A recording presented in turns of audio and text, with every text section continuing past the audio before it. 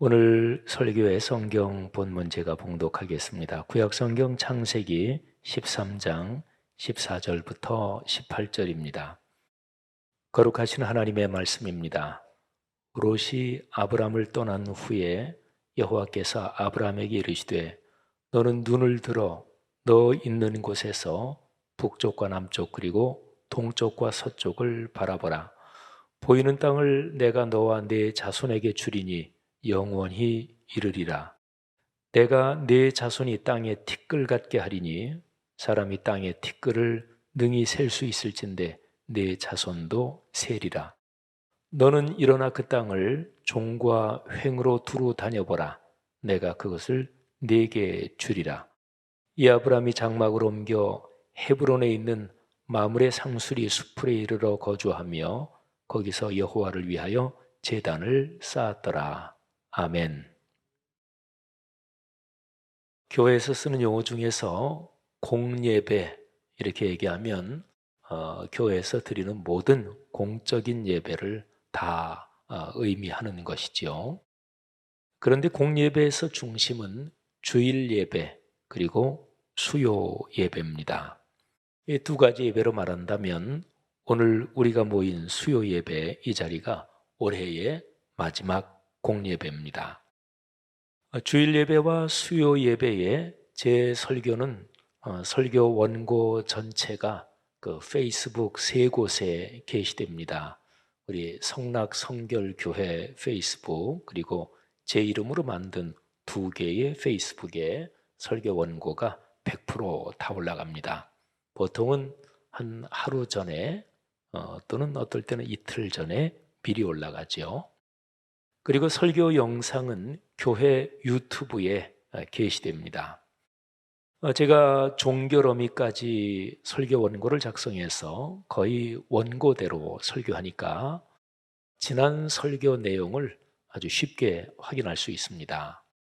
2021년 올해 첫 번째 공예배, 그러니까 주일예배, 수요예배 중에서 그런데 올해 1월 3일이 주일이었어요. 그런데 그 첫 번째 공예배 주일 설교에서 저는 설교 마지막 부분에서 제가 이렇게 말씀드렸습니다. 설교의 제일 마지막 부분을 제가 한번 읽어드리겠습니다. 성도들이여, 우리는 2021년으로 건너왔습니다. 그러나 코로나19도 함께 건너왔습니다.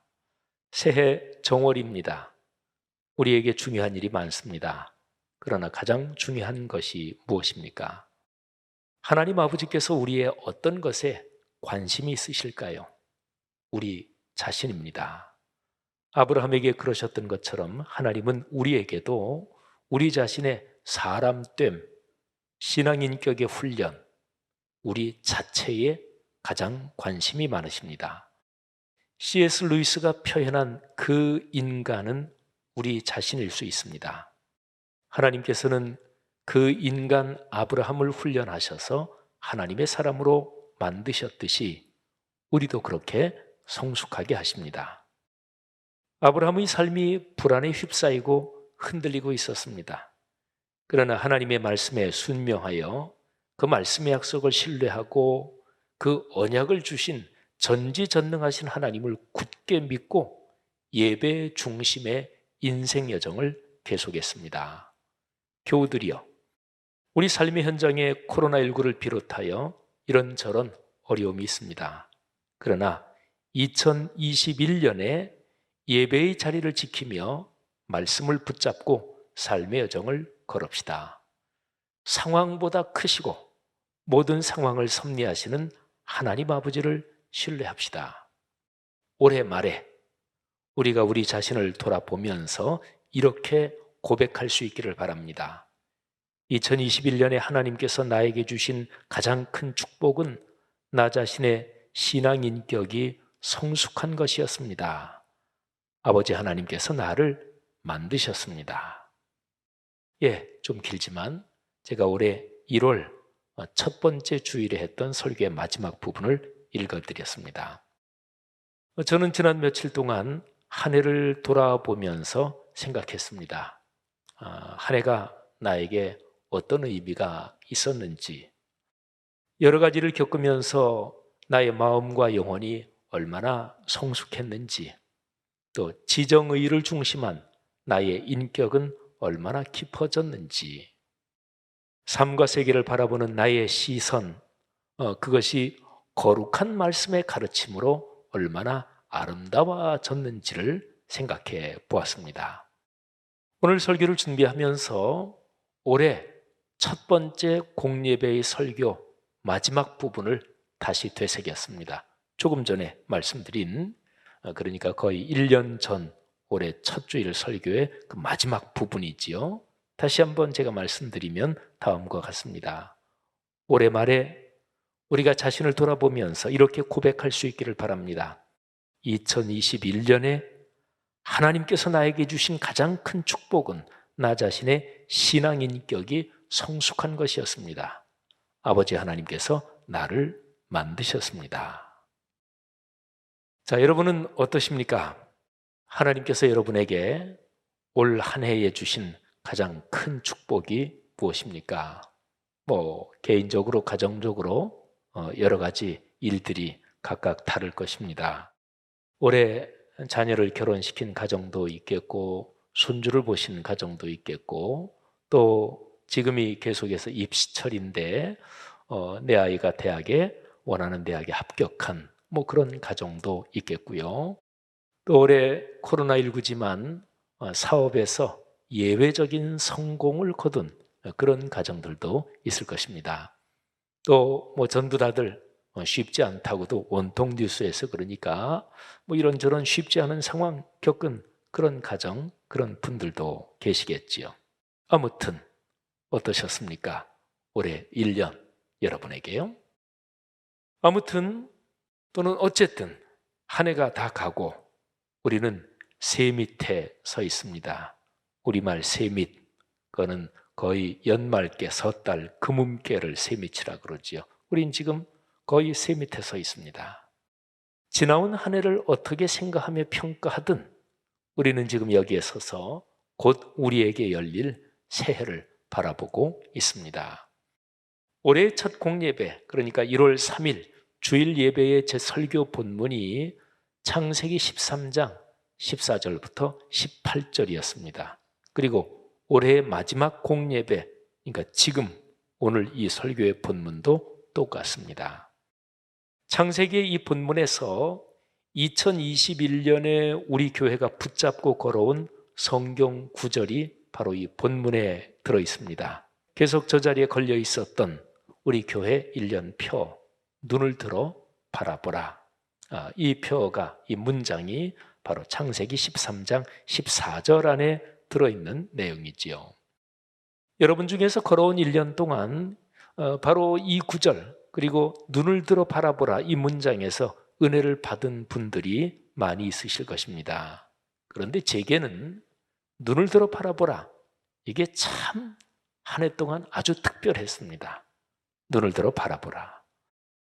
모든 목회자가 다 그러했겠지만 코로나 두 번째 해에 목회자로서 생각도 많았고 또 간절한 기도도 많았습니다. 제가 목회하는 말씀삼 공동체 우리 교회를 끌어안고 그러했고 또 우리 교단과 한국교회를 생각하면서 또 제 심정이 그랬습니다. 코로나19와 연관된 여러 상황에서 급하게 대처해야 할 때가 한두 번이 아니었습니다. 우리 모든 목회자들 마찬가지였을 테고요. 또 우리 심호하시는 장로님이나 우리 교회 중심 일꾼들 역시 마찬가지였을 것입니다. 근데 그럴 때마다 이 구절이 자주 떠올랐습니다. 눈을 들어 바라보라. 그리고 이 구절을 붙잡고 기도했습니다. 예배실에 앉아서 예배를 준비할 때마다 강단 오른쪽에 걸려있는 이 긴 현수막에 이 구절을 바라보았습니다.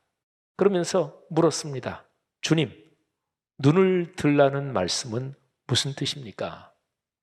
바라보라는 것은 무엇을 바라보라는 뜻입니까? 올해 표였으니까, 그러니까 작년 2020년 10월, 11월 이 정도부터는 다음에 목회를 생각을 하죠.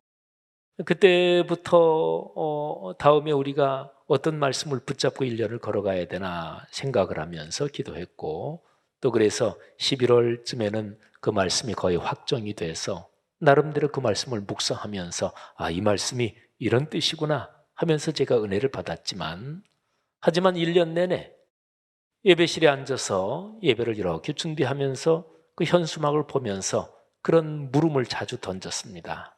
눈을 들라는 말씀은 무슨 뜻입니까? 또 바라보라는 것은 무엇을 바라보라는 것입니까? 한 해 동안 그러면서 창세기의 이 구절은 제 마음에 깊이 새겨졌습니다. 우리 교회가 매년 붙잡고 걸어가야 할 성경 구절을 정하고 또 그 구절에 연관된 짤막한 문장을 매년 구성하지요. 하지만 2021년의 이 표현은 제게는 참 각별했습니다. 지난 1년을 걸어오면서 쉽지 않은 상황에서 바로 이 문장이 제 마음을 응원하고 격려했습니다. 그리고 이 말씀과 더불어서 로마서 8장 28절 말씀이 제게는 아주 큰 힘이 됐습니다. 로마서 8장 28절은 작년, 그러니까 코로나가 시작하고서 작년부터 지금까지 계속 큰 힘이 됐는데요. 말하자면 하나님을 사랑하는 사람들에게는 모든 것이 합력하여 선을 이룬다 하는 말씀이지요. 그렇게 2021년의 교회 표, 눈을 들어 바라보라, 이 표는 오늘 설교의 제목처럼 제 마음에 깊이 새겨진 보물이 됐습니다. 신앙생활을 하다 보면 어떤 말씀 또는 어떤 은혜를 받을 때 이거는 내 평생 내 인생길 계속 같이 걸어갈 것 같다, 이런 예감이 드는, 그렇게 은혜를 받는 말씀이 있죠. 그런데 올해 2021년에 우리 교회 표 그 문장이 제게 그러했습니다. 그래서 오늘 설교 제목, 그는 사실은 제 고백입니다. 눈을 들어 바라보라. 이 창세기 13장 14절 말씀은 제 마음에 깊이 새겨진 보물로 평생 남게 될 거다, 이런 고백입니다. 사랑하는 성도 여러분, 살아가면서 무엇을 바라보느냐가 그 사람의 인생을 결정합니다. 자, 바라본다 하는 말에는 1차적으로는 신체의 눈으로 무엇을 본다, 이런 뜻이 담겨 있죠. 하루에 한 번도 하늘을 쳐다보지 않는 사람들이 꽤 많겠죠, 그죠? 한번 가만히 생각해 보세요. 오늘 하늘을 쳐다보셨습니까? 아마 바쁜 도시 생활 중에서 한 번도 도시의 하늘 쳐다봐야 그거지, 무슨 자연에 나가서 그렇게 보는 하늘처럼, 또는 인공적인 불빛이 전혀 없는 그런 곳에서 하늘을 볼 때 맑은 날이면 별이 쏟아질 듯이 많은 그런 하늘이야 아니겠지만, 아무튼 그래도 하루에 한 번도 하늘을 쳐다보지 않는 사람, 지난 몇 달 동안 밤하늘의 별을 본 적이 거의 없는 사람, 눈물이 날 정도의 감동적인 장면을, 그런 상황을 언제 봤는지 기억이 가물가물한 사람, 그렇게 행복하지 않을 사람이라고 생각이 될 거 아니겠어요? 일상에서 내 눈이, 내가 뭐를 볼 때 주로 남의 허물이나 잘못을 보는데 익숙해져 있는 사람, 역시 마찬가지겠죠. 그렇게 행복할 리가 없겠죠. 사실 특별한 장소나 시간이 아니더라도 우리의 눈은, 신체의 눈은 그냥 일상에서 얼마든지 아름다운 것을 볼 수 있습니다. 그저께 산책길에서 조그만 아이 하나를 봤어요. 이렇게 보니까 두 돌이 채 안 된 것 같아요. 겨우 걸을 정도인데 엄마가 옆에 있고, 그런데 하얀 방한복을, 모자가 달린 하얀 방한복을 입고 서 있는데 얼마나 예뻤는지 모릅니다. 겨울 하늘을 배경으로 서 있는 겨울나무의 잔가지들이 참 아름다웠습니다. 송정동 뚝방길 옆 주택가가 쭉 있는데 그 1층에 카페가 또 하나 새로 생겼더군요. 참 반가웠습니다. 피부에 와닿는 겨울바람이 참 고마웠습니다. 그날 산책하는 동안 참 행복했습니다. 신체의 눈으로 무엇을 바라본다는 것은 마음의 눈이 무엇을 갈망하고 바라느냐, 여기에 깊이 연결되어 있습니다. 흔히 그런 말 하잖아요. 여행하면서 보이는 거를 다 보이는 게 아니다. 보고 싶은 것만 본다, 또는 아는 것만큼만 본다, 이런 얘기가 있잖아요. 그것도 바로 이런 말입니다.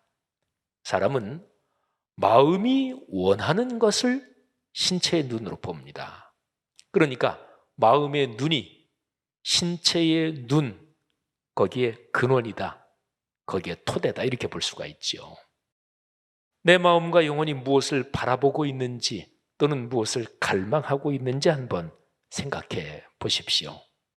정신의 고결함이 넉넉하면 쉽지 않은 현실에서도 희망하며 삽니다.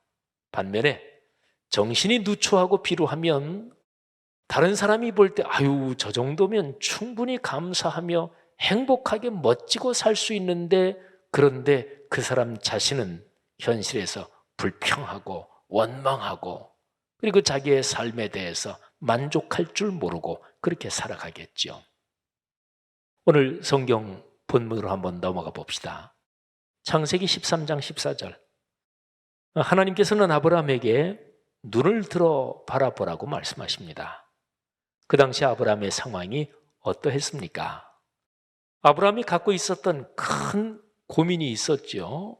자손이 없다는 것이었습니다. 아브라함은 일찍 죽은 자기 동생이 둘이었죠. 나홀 그리고 하란. 그런데 막내 하란이 일찍 죽었고, 그리고 막내 동생의 아들, 그러니까 아브라함의 조카지요, 롯이 있었는데, 그런데 아브라함과 사라 사이에 자식을 낳지 못하니까 조카 롯을 대를 이을 아들로 생각하고 있었습니다. 그래서 아브라함이 원래 고향 갈대아 우르를 떠날 때부터 조카 롯을 데리고 떠났고, 또 계속 같이 살았던 이유가 이것이었습니다. 그런데 오늘 창세기 13장 그 상황에서 조카 롯이 아브라함을, 삼촌을 떠납니다. 그러니까 조카 롯을 아들로 삼아 대를 이으려고 했던 아브라함의 계획이 이제 소용없어지게 된 거죠. 바로 이 상황에서 하나님께서 아브라함에게 말씀하십니다. 너는 눈을 들어 바라보라. 성경 보면 하나님께서는 끊임없이 아브라함을 훈련하십니다. 목표가 있습니다. 아브라함의 신앙 인격과 사람됨이 성숙하도록, 이게 하나님의 목표였습니다.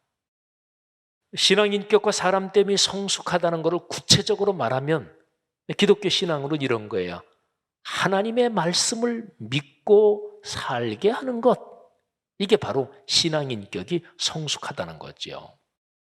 아브라함에게 그 훈련의 항목 중 하나가 바로 자손에 관한 것이었습니다. 하나님은 아브라함에게 아들 이삭을 주실 때까지 계속해서 아브라함을 훈련하셨습니다. 부인 사라와의 사이에서 자식을 낳지 못하던 아브라함은 오랫동안 자기 나름의 비상수단을 갖고 있었습니다. 말씀드린 대로 처음에는 조카 롯을 대를 이을 자식으로 생각을 했지요. 롯이 아브라함을 떠난 후에는 아브라함은 자기 집에서 아마도 어릴 때부터 길러온, 어릴 때부터 자란 종이지요. 근데 굉장히 충직한 종이었죠. 나중에 아브라함이 자기 외아들 이삭을 낳고 나서 이삭의 짝을 찾을 때 이 엘리에셀에게 전권을 맡기면서 보낼 정도였으니까, 근데 자기 집에서 기른 그 이방인 엘리에셀로 대를 이으려고 생각했습니다. 근데 하나님께서 롯도 아니다, 근데 엘리에셀도 아니라고 거부하셨죠. 그러자 아브라함은 부인의 여종 하갈에게서 얻은 아들 이스마엘로 대를 잇고자 했습니다.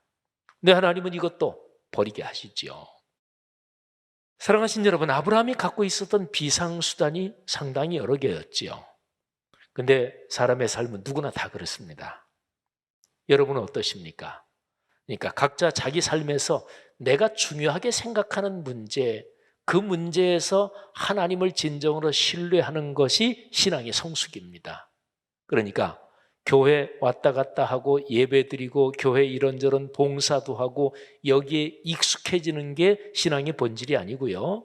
내 삶에서 내가 중요하다고 생각하는 그 문제에서 나름의 비상수단을 갖지 않고 하나님의 뜻을 신뢰하고 하나님께 기도하고 하나님께 맡기는 것, 이것이 깊어져야 그게 신앙이 깊어진다는 것입니다. 혹시 여러분은 여러분의 삶에서 중요한 문제에 관해서 하나님께 충분히 맡기지 못하고 아브라함처럼 여러분 자신의 비상수단을 가지고 계신 것은 아닙니까? 하나님께서 드디어 아브라함과 사라 사이에서 아들이 생기게 하십니다. 이삭이죠. 그런데요, 하나님은 이삭도 버리게 하십니다. 창세기 22장에 아브라함이 하나님의 명령에 따라서 외아들 이삭을 번제물로 바치는 장면이 나오지요. 칼을 들어서 아들을 잡습니다. 근데 잡으려는 순간에 하나님께서 아브라함을 막으시고, 그리고 순념소, 그 뿌리 나무에 걸려있는 순념소를 바치게 하십니다. 하지만 아브라함은 이삭을 바친 것이나 다름이 없습니다. 하나님은 아브라함이 외아들 이삭까지 버리게 하십니다. 롯, 엘리에셀, 또 서자 이스마엘만이 아니고 아브라함과 사라 사이에서 난 아들 이삭까지 버리게 만드십니다. 의미상으로 보면 아브라함은 외아들 이삭까지 버렸고, 그리고 하나님의 은혜로 새로운 이삭을 얻은 것입니다. 창세기 22장의 모리아산 사건을 중심으로 그 이전의 이삭과 그 이후의 이삭은 사실 같은 사람이 아닙니다. 그리고 아브라함도 마찬가지였어요.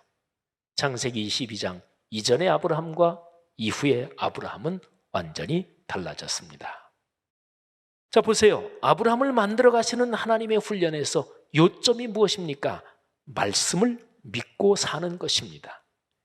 신체의 눈에 보이는 현실만이 아니라 정신의 눈으로 하나님의 약속을 바라보며 살게 하는 것입니다. 각박하고 척박한 현실 속에서도 마음과 영혼의 눈을 들어 하나님의 언약, 곧 말씀의 약속을 바라보는 훈련이 아브라함을 하나님의 사람으로 만드는 거지요. 만일 하나님의 계획이 아브라함을 그 당시나 지금이나 사람 사는 건 다 똑같잖아요. 기술이 발전하고 이럴지 몰라도 권력을 얻고 싶다, 더 많은 재물을 얻고 싶다, 멋진 집을 짓고 살고 싶다, 또 그 당시에 유행하는 어떤 물건, 그런 거를 내가 제일 좋은 거 갖고 싶다, 이거는 창세로부터 지금까지 인간 사회 다 똑같잖아요. 근데 만일에 아브라함을 통속적으로 성공하게 하는 것이 하나님의 목표였다면 하나님은 아브라함을 그렇게까지 훈련하실 필요가 없었습니다. 아브라함의 생애를 보면 아브라함에게는 적어도 3번 세상적으로 큰 명예와 부와 권력을 얻으며 성공할 기회가 적어도 3번은 있었습니다. 첫 번째 기회는 갈대아 땅 우르와 연관됩니다. 원래 자기 고향.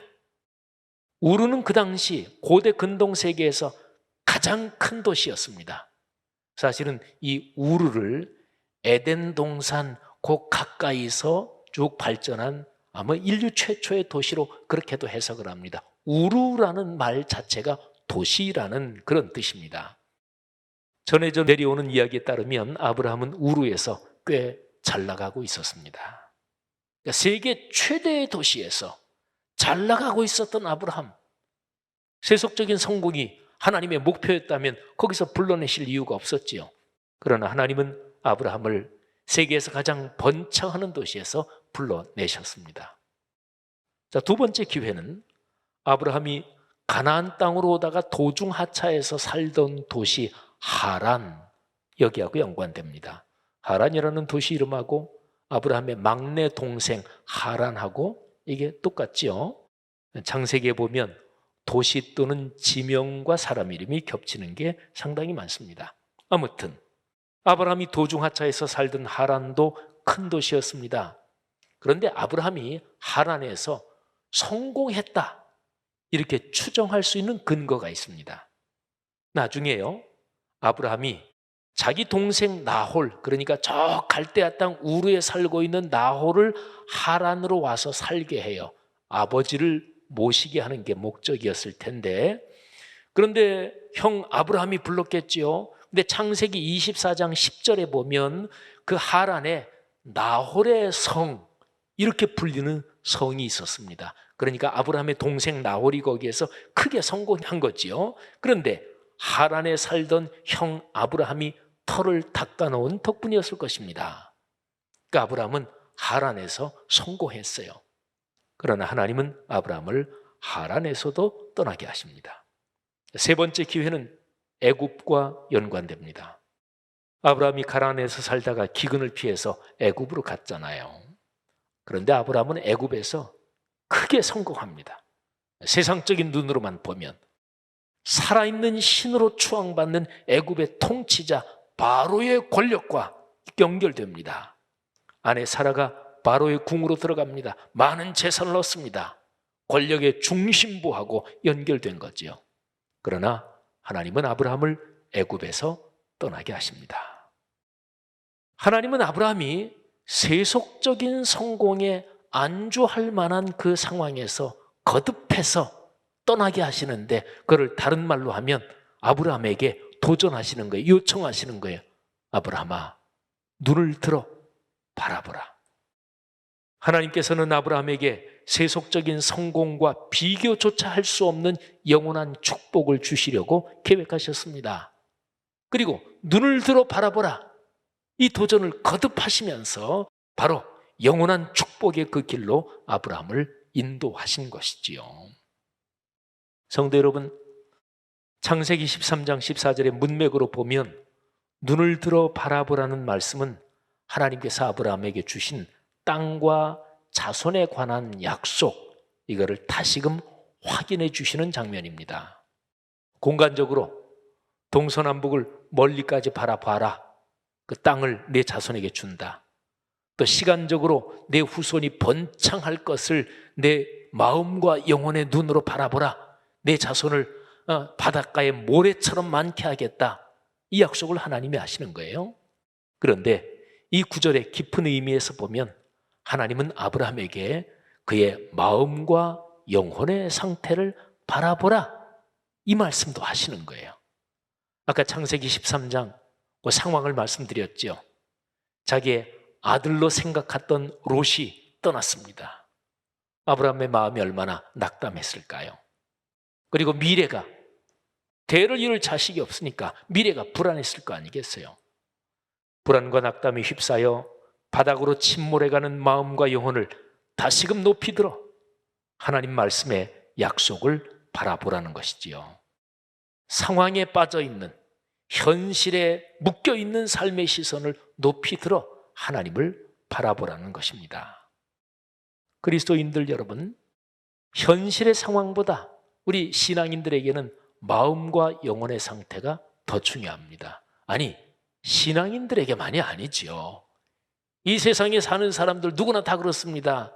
현실이 늘 더 크게 보이는 사람은 사실은 크게 성공하지 못합니다. 그러니까 현실보다 자기 마음에 미래를 향한 도전이 있고, 자기 마음에 욕망이든 열망이든 야망이든 꿈이 있는, 그래서 늘 현실을 넘어서는 에너지를 가진 사람이 무엇을 이루는 거잖아요. 이게 신앙으로 말하면 현실의 상황보다 마음과 영혼의 상태가 더 중요하다, 이렇게 표현할 수 있는 거지요. 여러분의 신앙 인격이 깊어지면 여러분은 어떤 현실에서도 하나님의 말씀을 신뢰할 것입니다. 그리고 하나님께서는 여러분의 삶에서 그 말씀의 약속을 이루실 것입니다. 이렇게 해서 여러분은 아브라함이 받았던 그 복, 아브라함이 가졌던 그 믿음을 이어가는 믿음의 후손들이 되는 거지요.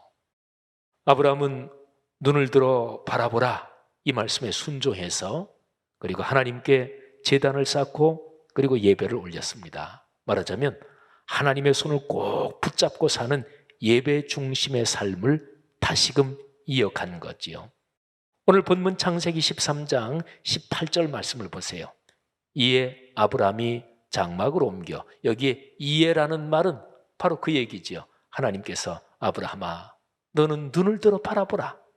그래서 하나님의 그 말씀에 순종해서 눈을 들어 그 땅도 동서남북으로 바라보고 마음과 영혼을 들어 하나님의 말씀의 약속을 바라보고, 그렇게 하면서 아브라함이 장막으로 옮겨 헤브론에 있는 마므레 상수리 수풀에 이르러 거주하며 거기서 여호와를 위하여 제단을 쌓았더라.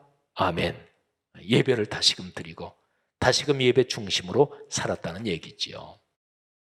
사랑하는 말씀삼 공동체의 그리스도인들이요, 다시금 예배 중심의 삶으로서 하나님의 말씀을 삶으로 순종합시다. 그렇게 우리에게 주어진 길을 걸어갑시다. 그런 여러분의 삶에 주님께서 주시는 복이 넉넉할 것입니다. 하나님께서 나를 축복하시고 내 가정과 가문, 하나님께서 열어주실 2022년, 코로나19에도 불구하고 또 이런저런 현실적인 어려운 여건들에도 불구하고 하나님께서 내게 주신 말씀의 약속을 이루신다는 이 굳센 믿음을 가지고 예배의 자리를 소중히 여기며 걸어가는 여러분 되시기를 주님의 이름으로 축복합니다.